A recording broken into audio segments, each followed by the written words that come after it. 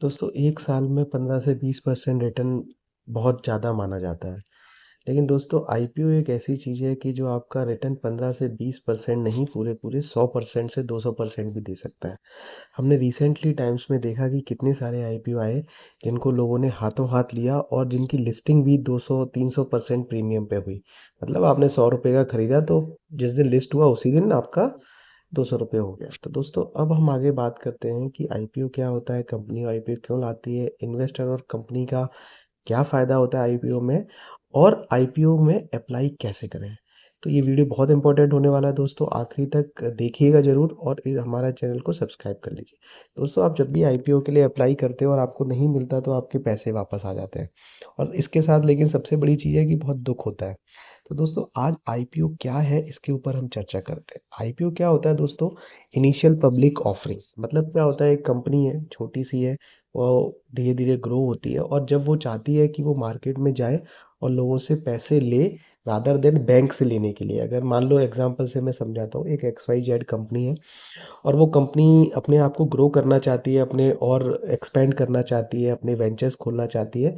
तो उसके पास क्या है कि एक बैंक का ऑप्शन है कि वो उससे पैसे ले ले। लेकिन क्या है, बैंक से पैसा मिलना इतना ईज़ी नहीं होता और बैंक भी कहता है कि वो पैसे मैं क्यों दूँ क्या नहीं। और कंपनी भी ये प्रेफ़र करती है कि वो बैंक से पैसे ना ले। उसका कारण ये है कि कंपनी दोस्तों अगर बैंक से पैसे ले लेगी तो उसमें उसका ब्याज देने में ही बहुत सारा पैसा चला जाएगा।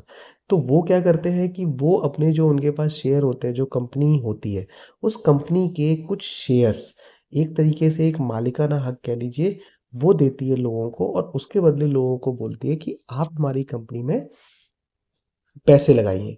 अब दोस्तों क्या होता है, इसी चीज़ की जो पूरा प्रोसेस है इसको आईपीओ बोलते हैं कि इनिशियली पब्लिक ऑफरिंग। मतलब वो कंपनी पहली बार इनिशियल तौर पे पहली बार लेके आ रही है अपना आईपीओ और मार्केट से पैसा उठा रही है लोगों से डायरेक्टली, जिसमें बैंक का कोई टेक नहीं है, किसी का कोई स्टेक नहीं है, कंपनी और डायरेक्टली लोगों के बीच में ये एक ट्रांजैक्शन है।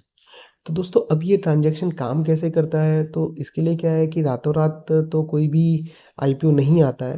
तो अभी तक हमने देख लिया दोस्तों आईपीओ क्या होता है और आईपीओ कंपनी क्यों लेके आती है। अब देखते हैं आईपीओ कैसे होता है।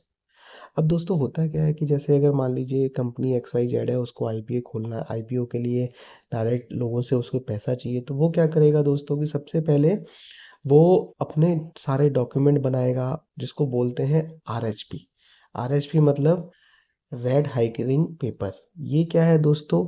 ये पेपर्स डॉक्यूमेंटेशन का एक फॉर्मेट है जो पूरा का पूरा सबमिट करके जिसमें बहुत सारी चीज़ें लिखी जाती हैं, जैसे वो कंपनी की क्या कहते हैं फाइनेंशियल ग्रोथ कैसी है, उस कंपनी का इतिहास क्या रहा है, वो कंपनी का ग्रोथ पर्सपेक्टिव क्या है, वो कंपनी किस फील्ड में काम करती है।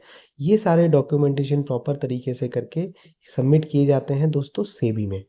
सेबी क्या है, स्टॉक एक्सचेंज है इंडिया का।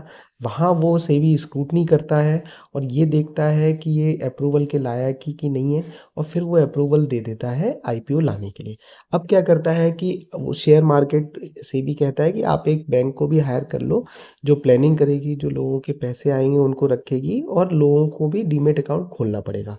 तो इस तरीके से क्या होता है कि एक वैल्यूएशन भी किया जाता है और उसको चेक किया जाता है, बैंक चेक करता है और उसके बाद आईपीओ स्टार्ट होता है।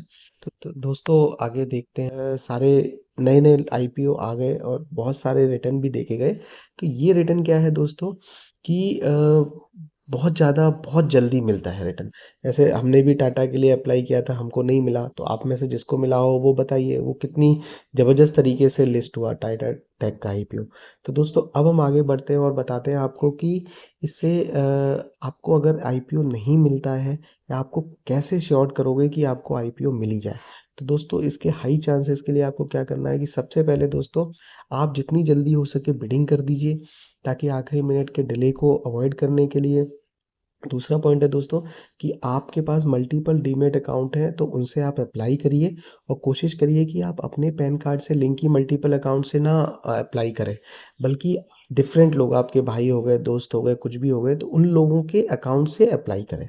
उसके बाद दोस्तों क्या है कि आप अपनी यूपीआई आईडी ही यूज़ करें, क्योंकि यूपीआई आईडी से अगर आप करोगे यूज़ तो ही आपका एक्सेप्ट होगा, अदरवाइज़ कभी-कभी वहाँ तक पहुँचता ही नहीं है, रैंडमली जो सिलेक्ट होते हैं और वो रिजेक्ट भी हो जाता है।